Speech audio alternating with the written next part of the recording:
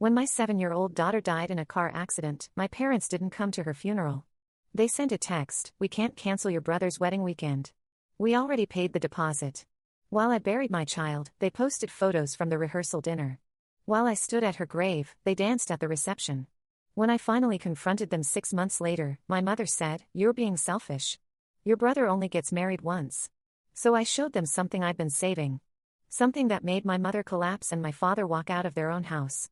Because the car accident that killed my daughter wasn't just an accident. Hey everyone, I'm Sarah Mitchell, I'm 32 years old, and I'm about to tell you the most devastating, rage-inducing, and ultimately revealing story about family priorities, unimaginable loss, and the moment I discovered that my daughter's death could have been prevented. Before we start, I need to warn you, this story involves the death of a child. My child. If that's too painful for you, I understand if you need to stop reading now. But if you stay, you'll understand why I'm telling this story, and why the truth matters more than keeping family peace. Let me start at the beginning. I have one sibling, an older brother named Jason. He's 35, always been the golden child.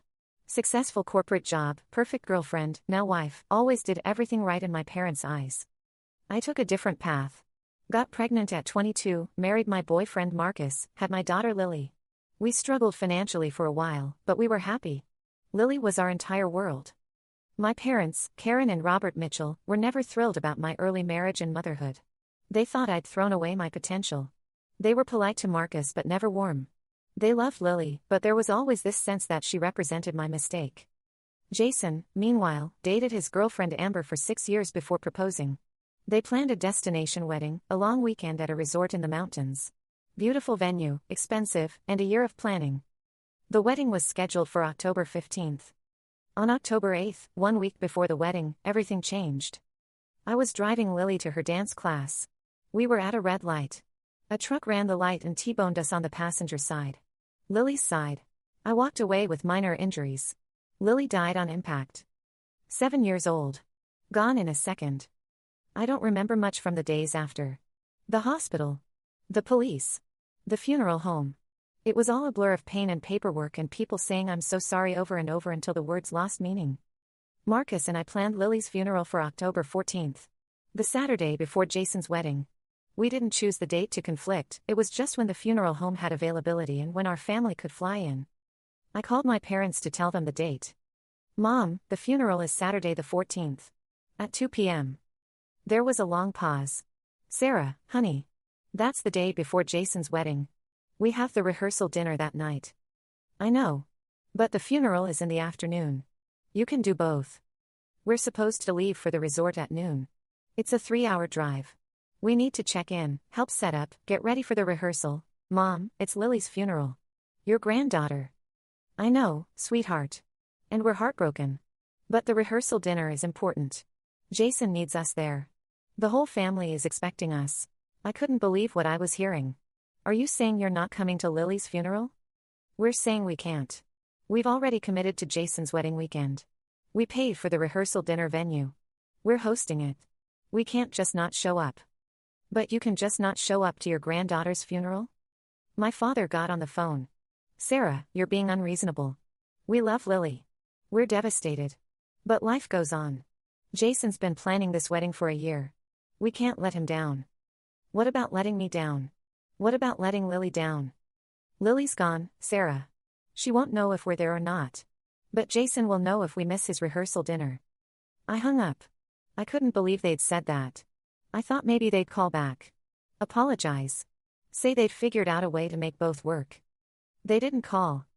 My brother called instead. "Sarah, I heard about the scheduling conflict. I'm so sorry about Lily. But I really need Mom and Dad at the rehearsal dinner. They're hosting it. All of Amber's family will be there. Can you maybe move the funeral to Sunday? Or the following weekend?" "Jason, I can't move the funeral. Everything's already arranged. Family's already flying in. And it's not a scheduling conflict, it's your niece's funeral versus your rehearsal dinner. I get that it's hard. But you have to understand, this is my wedding. Mom and Dad have put so much money and effort into this. They can't just bail." "They're not bailing, they're choosing your party over their granddaughter's funeral." "That's not fair, Sarah. Don't make this about choosing sides." But that's exactly what it was. And they'd chosen. The funeral came. Saturday, October 14th, 2 p.m. My parents didn't show up. Neither did Jason or Amber. My husband's family was there. Some of my friends. Some of Marcus's family. But my entire immediate family was absent. I stood at my daughter's grave and looked at all the empty spaces where my family should have been. At 3 p.m., while we were still at the cemetery, my phone buzzed. Instagram notification. My mother had posted a story. It was a photo of her and my father at the resort. Caption, beautiful weekend ahead. So blessed to celebrate our son's marriage, party popper emoji, 2 hearts emoji. While I was burying my child, my mother was posting cheerful photos from a resort. I checked Jason's Instagram. He'd posted 2 photos of him and Amber at the rehearsal venue. Big smiles. Caption, rehearsal dinner time. Can't wait to marry my best friend tomorrow, clinking glasses emoji. Marcus saw me looking at my phone. Sarah, put it away. Don't torture yourself. But I couldn't stop. Throughout the evening, as we sat Shiva, as people came to the house to offer condolences, my phone kept buzzing with Instagram updates from my family's wedding celebration. Photos of the rehearsal dinner. Videos of toasts. My parents laughing, dancing, celebrating. The next day, Sunday, October 15th, was Jason's wedding. While I sat in my daughter's emptied bedroom, unable to move, my family danced at a mountain resort. The Instagram stories continued. The wedding ceremony. The reception. My mother crying happy tears as Jason and Amber exchanged vows. She cried at the wedding. But she couldn't cry at the funeral. For 6 months, I didn't speak to them. Ignored calls. Deleted texts. Went no contact. They sent one apology card. We're sorry we couldn't be there for Lily's funeral. We hope you understand we were in a difficult position. We love you. Love, Mom and Dad. No phone call. No visit. Just a card. Jason and Amber sent a gift basket after their honeymoon. A sympathy gift basket. With a card that said, thinking of you during this difficult time. We wish we could have been there. But they could have been there. They chose not to be. 6 months later, my mother called. Sarah, we need to talk. It's been 6 months. This silence is tearing the family apart. Can you please come over so we can discuss this? Marcus didn't want me to go. They'll just make excuses. They'll guilt trip you. Don't put yourself through that. But I needed closure. I needed to hear them try to justify what they'd done. So I agreed to meet them at their house. Just me. Marcus stayed home. I arrived at 2 p.m. My parents were both there. So was Jason. And Amber. A family intervention? I said. Really? We just want to clear the air, my mother said. This has gone on long enough. We sat in the living room. The same living room where Lily used to play with her toys when we'd visit. Where she'd sit on my father's lap and make him read her stories. My father started. Sarah, we know you're upset about the funeral. And we're sorry you feel hurt. But you have to understand, we were in an impossible situation. You were in an impossible situation? I was burying my child. We know that. And we grieve too. But Jason's wedding meant more than Lily's funeral. My mother jumped in. That's not fair, Sarah. You're making this about choosing sides. You did choose sides. You chose Jason's party over your granddaughter's funeral. It wasn't a party, Jason said. It was my wedding. The most important day of my life. And burying my daughter wasn't important? That's not what I meant. Then what did you mean? Because I stood at Lily's grave alone while you all danced at a resort. I looked at Instagram photos of you smiling and celebrating while my husband and I were planning what to do with our daughter's bedroom. Amber spoke for the first time. Sarah, we understand you're grieving. But you're being selfish. Jason only gets married once. Your daughter was already gone. The funeral was just a formality. The room went silent. Marcus had been right. I shouldn't have come. My mother tried to save it. Amber didn't mean it like that. Yes, she did, I said calmly. And honestly. She said what you've all been thinking. Lily was dead, so the funeral didn't matter. But Jason's wedding mattered because it was happy and alive and more important than respecting a dead child. You're twisting our words, my father said. Am I? Because that's exactly what happened. You chose a party over a funeral. Happiness over grief. And you spent 6 months justifying it instead of actually apologizing. We did apologize. My mother said. We sent a card. A card. You sent a card. Not a phone call. Not a visit. Not a genuine apology. A card. I reached into my bag. I'd brought something with me. An envelope. I came here today because I wanted to give you a chance. A chance to actually apologize. To admit you were wrong. But since we're apparently being honest about feelings, I want to show you something. I pulled out papers from the envelope. Police reports. Accident investigation documents. The accident that killed Lily. The truck that ran the red light. The driver was texting. Didn't even see the light change. Police cited him for vehicular manslaughter, reckless driving, and distracted driving. My parents looked confused. We know. That's terrible. But what does that have to? The driver was 19 years old. Driving his father's company truck. A catering truck from a catering company that was hired for a wedding that weekend. I let that sink in. Your son's wedding. The room went dead silent. The catering company Jason and Amber hired, Premier Events Catering, the owner's son was making a delivery that day. Running late. Texting his father about the delivery. Ran the red light. Killed my daughter. My mother's face went white. Jason stood up. That's not possible. Sarah, you're upset, but... I pulled out more documents. Police report. The truck was registered to Charles Morrison, owner of Premier Events Catering. The same catering company listed on your wedding contract. His 19-year-old son, Dylan Morrison, was driving. He was transporting supplies for a wedding that weekend, your wedding, when he ran the light. Amber was shaking her head. This is insane. You're blaming us for an accident. I'm not blaming you for the accident. I'm telling you that the reason you had a rehearsal dinner and a wedding was the same reason my daughter is dead. Because you hired a catering company whose employee killed her while rushing to set up for your celebration. My father found his voice. Sarah, that's not fair. We didn't know. No, you didn't. But I did. I've known since 3 weeks after the funeral. The police told me when they filed charges. I knew that the truck that killed Lily was catering your wedding. And I still kept quiet. Because I thought maybe you didn't need to carry that guilt. Maybe it wasn't your fault. It isn't our fault, Jason said. We hired a company. We didn't tell anyone to drive recklessly. You're right. It's not your fault that he was driving recklessly.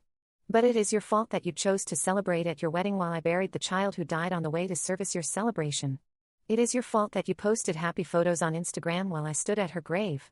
It is your fault that for 6 months, you've prioritized your feelings over mine. I stood up. I came here thinking maybe I could forgive you.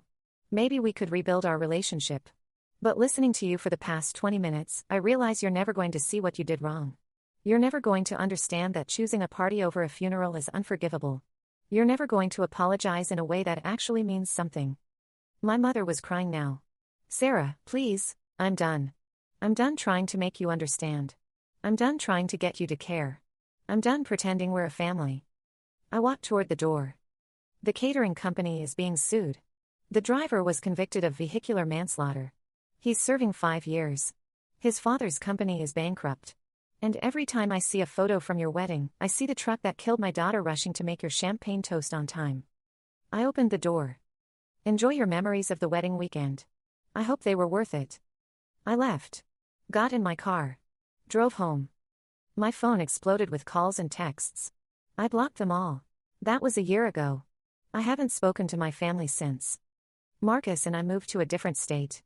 Fresh start. New jobs. New life. We're trying for another child. It doesn't replace Lily. Nothing will. But life continues. Sometimes I wonder if I was too harsh. If I should have given them another chance. But then I remember standing at my daughter's grave, alone, while they danced at a wedding catered by the company whose employee killed her. And I remember that some choices can't be forgiven.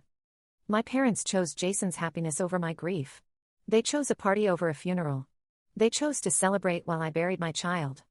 And when given the chance to genuinely apologize, they chose to make excuses instead. I didn't cut them out of my life. They cut themselves out by showing me exactly where their priorities were. People ask me if I'll ever reconcile with them. If I'll let them back in if we have another child. My answer is simple: they had a grandchild. Her name was Lily. She was 7 years old. She loved dancing and dinosaurs and chocolate ice cream. And when she died, they couldn't be bothered to show up to her funeral. They don't deserve another chance. Some might say I'm holding a grudge. That family is family. That I should forgive. But forgiveness requires remorse. And they've never shown genuine remorse. Just excuses. So I've moved on. Without them. I have a chosen family now. Marcus's family. Our friends. People who showed up when it mattered. People who sat with me in my grief instead of dancing at a party. And I have Lily's memory. Pictures. Videos. The impact she had in her 7 short years. My parents have Instagram photos from a wedding weekend. Photos that I'll never look at without seeing the catering truck that killed my daughter. I don't know if they've made the connection. If they've realized that every champagne toast, every appetizer, every celebration moment was made possible by the company whose employee took my child's life. But I know. And I'll never forget. That's my story. A mother who lost her daughter. A family who chose wrong. And a connection that makes the betrayal even more unbearable. Some people say everything happens for a reason. I don't believe that. I think terrible things happen randomly, and we have to decide how to respond. My daughter died in a terrible accident. That's random. Senseless. Unfair. But my parents choosing a wedding over her funeral. That was a choice. A deliberate, conscious choice. And I've made my choice too. To walk away. To protect myself. To refuse to let them hurt me anymore. If you're going through something similar, if your family has chosen wrong, has prioritized the wrong things, has hurt you in ways you can't forgive, it's okay to walk away. Family isn't about blood. It's about who shows up. Who sits with you in your pain. Who prioritizes your grief over their celebration. My biological family failed that test. But I found family elsewhere. And that's enough. Thanks for listening. If you've experienced loss and family betrayal, I see you. If you've had to make the impossible choice to cut off toxic family, I understand. And if you're struggling with whether to forgive people who've hurt you, remember this: forgiveness is for people who are sorry. Excuses are for people who aren't. My family made their choice. I've made mine. And I'm finally at peace with that.